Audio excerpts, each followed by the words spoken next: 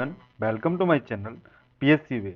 इस वीडियो में हम मध्य प्रदेश की जनजातियों के सामान्य परिचय से जुड़े हुए जो एमसीक्यू हैं हम उनके बारे में डिस्कस करेंगे। इससे पहले मैं मध्य प्रदेश की जनजातियों से जुड़ा हुआ जो सामान्य परिचय है उसकी वीडियो में ला चुका हूं। अगर आपने वो वीडियो न देखी हो तो आप पहले वो वीडियो देखें, फिर उसके बाद में इस वीडियो को स्टार्ट करें, क्योंकि इस वीडियो में हम लगभग 40 क्वेश्चंस लेके आएंगे जो जनजातियों के सामान्य परिचय से जुड़े हुए हैं या फिर इससे पहले जो परीक्षाओं में पूछे गए हैं उन क्वेश्चनों को हम देखेंगे और उनके हम आपको आंसर बताएंगे।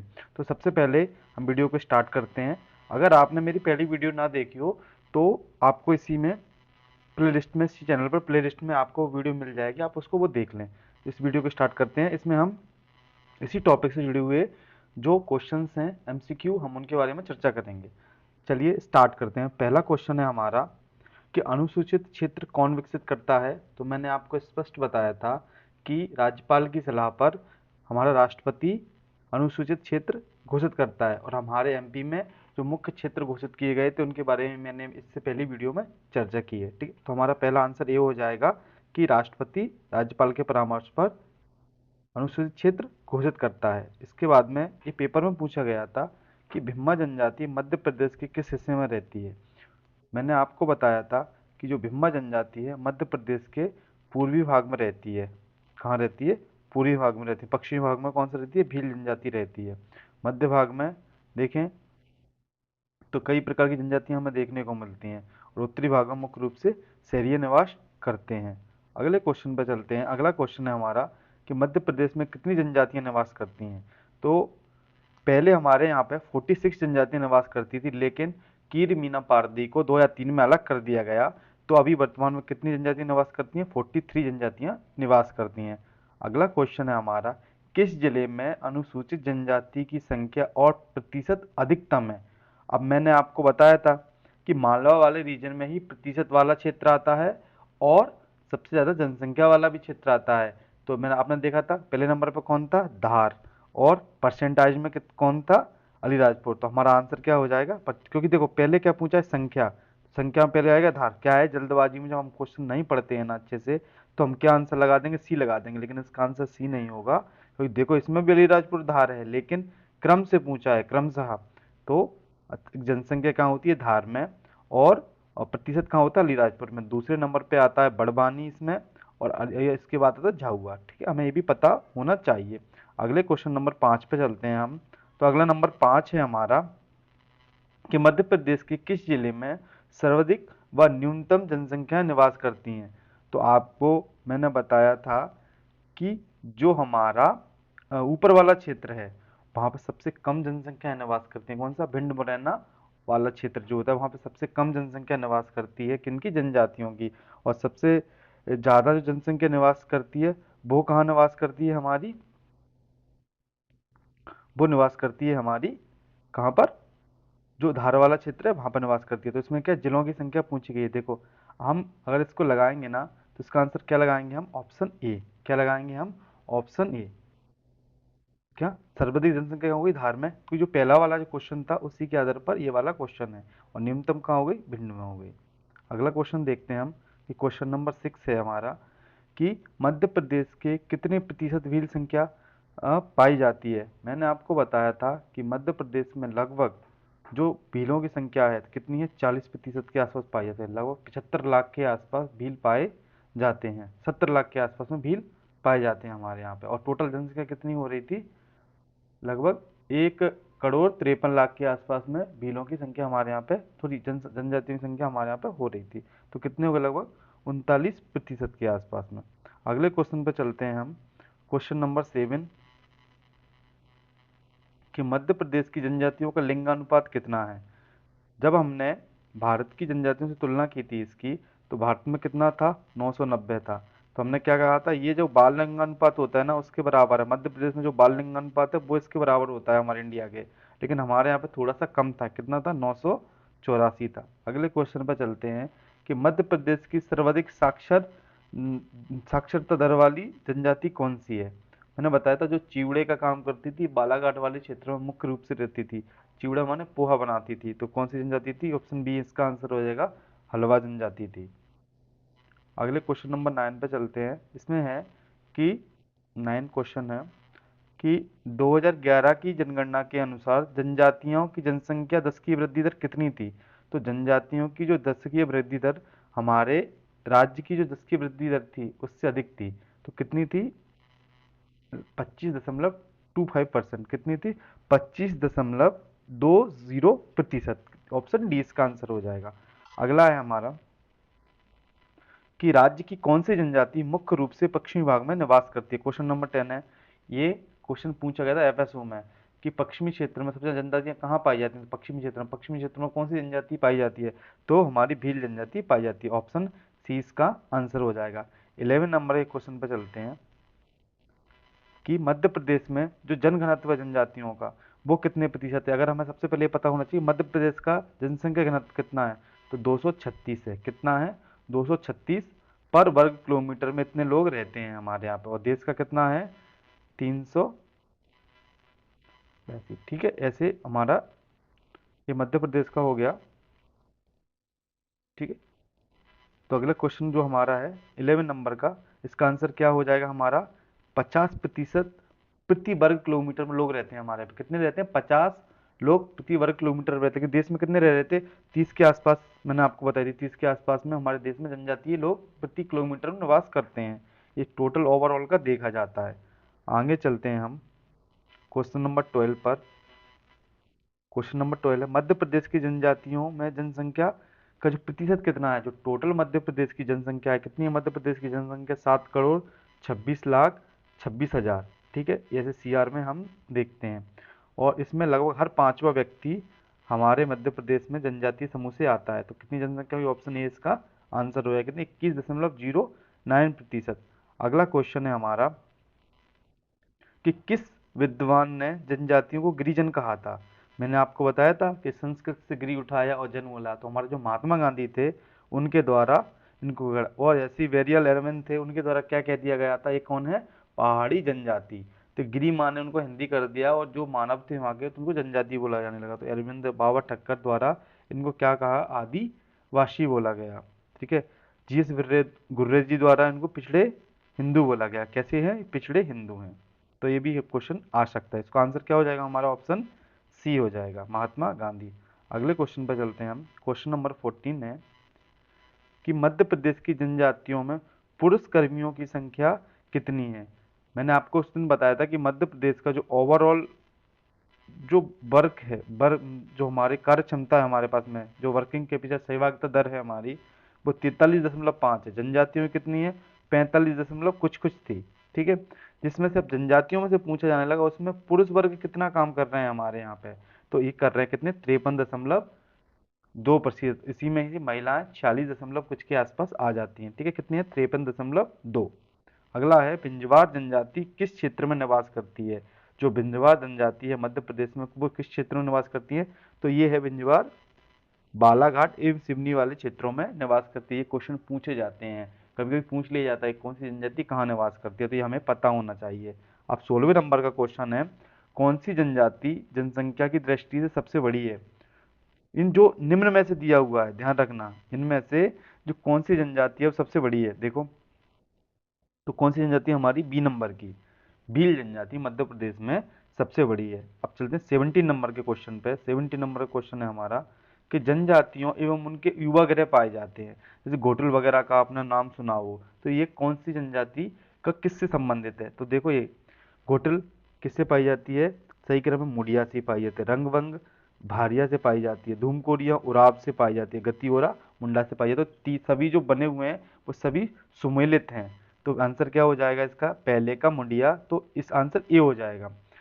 घोटुल मुंडिया की, रंगवंग भारिया या मारिया की, धूमकोरिया उराव की, गतिओरा मुंडा जनजाति की। क्वेश्चन नंबर 18 पर चलते हैं कि निम्नतम अनुसूचित जनजाति जनसंख्या वाले तीन। देखो यहाँ पर सबसे पहले हमें इसको ऊपर करना होता है। हमने देखा, हमने आपको बताया था हमने एक ट्रिक बताई थी आपको। क्या बताई थी? BDM। क्योंकि विराट कोहली पहले किस बल्ले से खेलते थे? BDM के बल्ले से खेलते थे। तो ये मैंने आपको उस दिन ट्रिक बताई थी। तो एक भिंड दतिया मुरैना। अब जो हमें इसमें दिखाई दे और अगर जनसंख्या के आधार पे प्रतिशत के आधार पे आ जाए तो यहाँ मुरैना आ जाएगा और पीछे दतिया पहुंच जाएगा। तो यहाँ पर आप देख लो भिंड दतिया मुरैना, तो आपको कहाँ दिखाई दे रहा है? तो सर पहले ही ऑप्शन में दिखाई दे रहा है। तो यहाँ पे ये आंसर हो जाएगा। अगले क्वेश्चन पे चलते हैं 19 नंबर के पे, कि मध्य प्रदेश में आदिवासी विकास खंडों की संख्या कितनी है? तो कितनी है? 89 है। इसके साथ ही मैंने बताया था ये जो विकास खंड है कितने जिलों में पाए जा रहे हैं? 21 जिलों में पाए जा रहे हैं। सबसे ज़्यादा विकास खंड किस जिले में पाए जाते हैं? तो ये सबसे ज़्यादा विकास खंड पाए जाते हैं इंदौर संभाग में। कितने संभाग में? इंदौर संभाग में। ठीक है सर, इंदौर संभाग में पाए जा रहे हैं। लेकिन सबसे ज़्यादा जो विकास खंड है वो किस जिले में पाए जा रहे हैं? तो वो धार जिले में पाए जा रहे हैं। धार जिले किस संभाग के अंतर्गत आता है? इंदौर संभाग के अंतर्गत आता है। ये कभी कभी पेपरों में पूछा जाता है। दूसरे नंबर पर सबसे ज़्यादा कहाँ पाए जाते हैं? तो जबलपुर संभाग में पाए जाते हैं। ये बात क्लियर होगी। अगले क्वेश्चन पे चलते हैं। Question number 20। क्वेश्चन नंबर 20 क्या कहता है हमसे, कि निम्नलिखित अनुसूचित जनजाति संख्या वाले 3 जिले बताना है। अभी इससे पहले जो क्वेश्चन करके आए थे हम, तो उसमें जनजातियों की संख्या और प्रतिशत पूछा था। उसके बाद एक और क्वेश्चन था हमारा कि सबसे ज़्यादा जनजाति संख्या और न्यूनतम संख्या पूछा था। तो उसका जो पहले वाले का आंसर था तो धार और अलीराजपुर था। दूसरे वाले का आंसर था हमारा धार और भिंड था। तो इसका अर्थ हमें ये हो गया धार तो आना ही है। तो किससे कैसे याद किया था हमने इसको? डीवीजे डीवीजे करके याद किया था हमने। तो धार, बड़वानी और झाबुआ। ठीक है। अगले उस पर चलते हैं 21 नंबर के क्वेश्चन पे। 21, निम्न में से कौन सी बेगा जनजाति की एक उपजाति नहीं है? बेगा जनजाति की, सबसे पहले देखो, हम जब क्वेश्चन पढ़ते हैं ना तो हमें एक चीज पता होना चाहिए कि हाँ पूछा है कि ना पूछा है। क्या है? हाँ पूछा है या ना पूछा है। तो क्या है, कौन कौन सी जनजाति है बेगा जनजाति की? बिंजवार है, रमैना है और नरोतिया है। और कौन सी नहीं है? रौतेला जनजाति इसकी उपजाति नहीं है। तो आपसे पूछ लिया जाएगा कभी, अगर आपसे पूछे कि रौतेला किसकी है, तो रौतेला जो है ना कोल की है। किसकी है? कोल की है। रौतेला किसकी है? कोल की है, इसकी नहीं है। तो कौन सा आंसर का हो जाएगा? रौतेला हो जाएगा। अगले उस पर चलते हैं हम। अगला क्वेश्चन है हमारा 22 नंबर का, कि किन 3 जनजातियों को, मैंने आपको बताया था 2003 में एक अधिघोषणा हुई थी, कीर, मीना, पारधी। कौन सी? कीर, मीना और पारधी को जनजातीय समूह से क्या कर दिया था? हटा दिया, जिससे हम 46 से 43 रह गए थे। तो कब? 2003 में। निम्नलिखित में से पिछड़ी जनजातियों का दर्जा किन जनजातियों को प्राप्त है? Question number 23। तो कौन कौन सा है? बेगा को भी है, भारिया को भी है और सहरिया को भी है। तो सभी को है, उपरोक्त सभी को। कौन है ये पिछड़ी जनजातियां? हमने, हमारे देश में 75 पीबीटीजी हैं, पर्टिकुलर वर्नेबल ट्राइब्स ग्रुप्स। ठीक है, पीबीटीजीज बोला जाता है, जिसमें से 3 मध्य प्रदेश की हैं, 3 एमपी की हैं। और अगर आपसे पूछ लिया जाए कौन सी हैं तीनों, ये तीनों हैं। और सबसे ज़्यादा पूछ लिया जाए तो कहाँ की हैं? उड़ीसा की। उड़ीसा की हैं सबसे ज़्यादा। आगे चलते हैं हम। 24 नंबर का क्वेश्चन है हमारा, मध्य प्रदेश में निम्नलिखित में से मध्य प्रदेश में 50% से अधिक अनुसूचित जनजाति जनसंख्या वाले जिले कौन से हैं? तो जो ये दिए गए हैं ना, जितने भी जो जिले दिए गए हैं वो सभी जिले, धार, अलीराजपुर, झाबुआ, ये सभी 50% से अधिक जनसंख्या के अंतर्गत आते हैं। यहाँ तो 80-86% के आसपास, या 86-85, 85+ जनसंख्या में जनजातीय समूह पाया जाता है। तो इनका आंसर सभी हो जाएगा। 25 नंबर का क्वेश्चन है, कि नर्मदा के दोनों किनारों पर कौन सी जनजाति पाई जाती है? मैंने आपको बताया कि मध्य प्रदेश के सभी, मुख्यतः सभी जिलों में पाई जाने वाली जो है जनजाति गोंड, जो दूसरे नंबर की हमारे मध्य प्रदेश की सबसे बड़ी जनजाति है, देश की सबसे बड़ी है, और जनजाति समूह में मध्य प्रदेश की सबसे बड़ी है। गोंड जनजाति नर्मदा के दोनों किनारों पर पाई जाती है। 26 नंबर का क्वेश्चन है, विंध्य और सतपुड़ा के आसपास किस जनजाति का संकेंद्रण है? 26 नंबर का तो वही, कि जो विंध्याचल पर्वत और सतपुड़ा पर्वत पाया जा रहा है, तो वो उसके मध्य से नर्मदा गुजर रही है। तो जो जो पहला वाला क्वेश्चन था ना, उसी का दूसरा फॉर्म ये आ गया। 25 का ही 26 है, तो आंसर क्या आ जाएगा? गौड़ जनजाति। अगला है हमारा 27 नंबर का क्वेश्चन, मध्य प्रदेश के किस क्षेत्र में सबसे कम जनजातीय जनसंख्या निवास करती हैं? तो मैंने आपको जब मैप पढ़ा रहे थे, हम जब मैप के थ्रू बताया था, जो हमारा उत्तर का क्षेत्र था, लगभग 1.04% के आसपास में जनजातीय समूह हमारे उत्तर में निवास करता है। तो इसका जो आंसर क्या हो जाएगा? 27 का उत्तरी है। और सबसे ज़्यादा निवास कहाँ कर रहा है? पश्चिमी क्षेत्र में। अगर सबसे ज़्यादा विविधता देखी जाती है तो जो दक्षिण मध्य का क्षेत्र था उसमें देखी जा रही थी। आगे चलते हैं हम 28 नंबर के क्वेश्चन पे कि निम्नलिखित कथनों पर हमें विचार करना है। भील मध्य प्रदेश के पश्चिमी भाग में पाई जाती है, बिल्कुल सही बात है। कोरकू मध्य प्रदेश के दक्षिणी भाग में, बिल्कुल बैतूल वाले एवं जो महाराष्ट्र से सीमा लगती है उसमें पाई जाती है। मांझी जनजाति उत्तरी जिले में पाई जाती है, बिल्कुल सही बात है। जो श्योपुर के आसपास वाले क्षेत्र हैं, उत्तरी क्षेत्र हैं, उनमें पाई जाती है। तो इसके आंसर क्या हो जाएंगे? इसका आंसर तीनों हो जाएगा। 28 का आंसर क्या हो जाएगा? डी नंबर का हो जाएगा, तीनों हो जाएगा। 29 नंबर का क्वेश्चन है, कौन सी जनजाति बुनकर का काम करती है या कौन सी जनजाति कबीरपंथी है? तो आंसर क्या आ जाएगा हमारा? पनिका। खेरवाड़ क्या करते हैं? कत्था बनाने का काम करते हैं। प्रधान क्या है? जो गीत वगैरह है गाने का काम करते हैं। मुख्य गौड़ों की ये उपजाति है। आगे चलते हैं 30 नंबर के क्वेश्चन पे। निम्नलिखित कथनों में पर विचार करना है हमें। कोरकू जनजाति का निवास नर्मदापुरम से लेकर खंडवा तक देखा जाता है। तक है, ये सही है हमें, क्योंकि दक्षिणी जिलों में निवास करती है। तो खंडवा वाले क्षेत्र का किस में आते हैं? दक्षिणी जिलों में आते हैं। उसके बाद में है दक्षिण पूर्व में बेगा जनजाति पाई जाती है। तो दक्षिण पूर्व देख लेंगे हम एक बार, एक एमपी की एक फटाफट से एक मैप बना लेंगे हम। तो ये दक्षिण पूर्व है। तो आपको पता है बालाघाट और मंडला वाला जो क्षेत्र है, यहाँ पे बेगा चक पाया जाता है। तो यहाँ बेगा जनजाति निवास करती होगी सर, बिल्कुल निवास करती होगी। तो इसके आंसर क्या हो जाएंगे? ये दोनों ही सही है। रीवा जिले का कुंदेर समुदाय किसके लिए प्रसिद्ध है? ठीक है, हमने देखा था कि जो सुपारी बनाने का काम कर रहा है, हमने देखा था कि रीवा की कौन सी कला फेमस है? सुपारी बनाने की कला फेमस है। तो ये जो कुंदेर समुदाय है कहाँ निवास कर रहा है? रीवा में। और कौन सी कला से जुड़ा होगा ये? तो सुपारी बनाने की कला से, सुपारी की जो कलाकारी होती है तो उसको बनाने में ये निपुण होते हैं। तो 31 का क्वेश्चन हो जाएगा, डी आंसर हो जाएगा हमारा।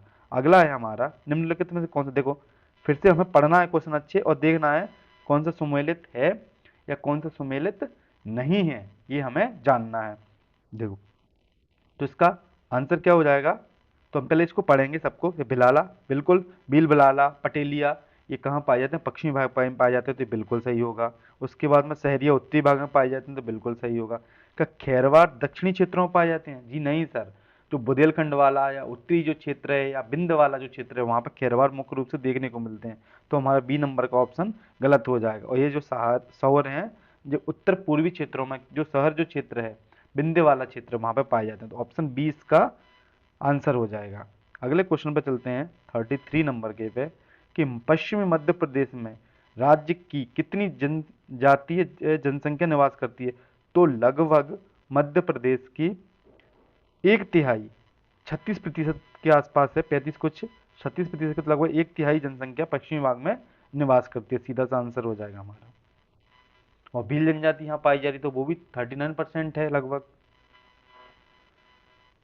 अगला 34 नंबर का क्वेश्चन है हमारा कि मध्य प्रदेश में अनुसूचित जनजातियों की जो नागरिक हैं उनका नगरीय जनसंख्या कितनी है? क्या पूछा गया है कि जो 34 में कि मध्य प्रदेश में जो जनजातियां हैं उनकी नगरीय जनसंख्या कितनी? देखो अब तो ये थोड़ी बढ़ गई है, लेकिन उस समय जब ये पूछा गया था ना तो इसका आंसर था 6.8। अब तो थोड़ा बढ़ के 8% के आसपास है। जो हमारी नई जनगणना आएगी 2027 की, उसमें हमें ये सब नए आंकड़े बदले मिलेंगे। तो कितनी थी? 6.8। डी नंबर का आंसर हो जाएगा। 35 नंबर का क्वेश्चन है, मध्य प्रदेश में सर्वाधिक आदिवासी विकासखंड वाला जिला कौन सा है? मैं आपको पहले से ये रिवीजन करा चुका हूँ कौन सा हमारा धार है। किसके अंतर्गत आता है? इंदौर संभाग के अंतर्गत आता है। 36 नंबर का क्वेश्चन है कि अनुसूचित जो एसटी समुदाय है हमारे यहाँ पर, उसकी विधानसभा और लोकसभा में सीटों को क्रमशः देखना है। कितनी है हमारे यहाँ पर सीटें? 47 तो है विधानसभा में और 6 है हमारी किसमें? लोकसभा में सीटें आरक्षित रखी गई। उसी प्रकार एससी के लिए पूछ लिया जाए तो 35 तो है उनकी विधानसभा में और 4 है हमारी लोकसभा में। अगला है हमारा क्वेश्चन 37 नंबर का कि किस पंचवर्षीय योजना में जनजातीय उप योजना की रणनीति? मैंने आपको बताया था कि जब 1975 में जब हमारे यहाँ पर इमरजेंसी लगी हुई थी उस समय पर उनके लेके एक उप योजना लेके आया गया था। तो जो पांचवी 1974 से लेकर 1979 तक के लिए बनाई गई थी, लेकिन मुरारजी भाई देसाई की सरकार ने उसे 1978 में ही समाप्त कर दिया गया था और वो रोलिंग प्लान लेके आए थे। और मध्य प्रदेश में भी रोलिंग प्लान लेके आया गया है 3 वर्ष के लिए, जो 28-29 तक हमारे यहाँ पे कार्यरत रहेगा।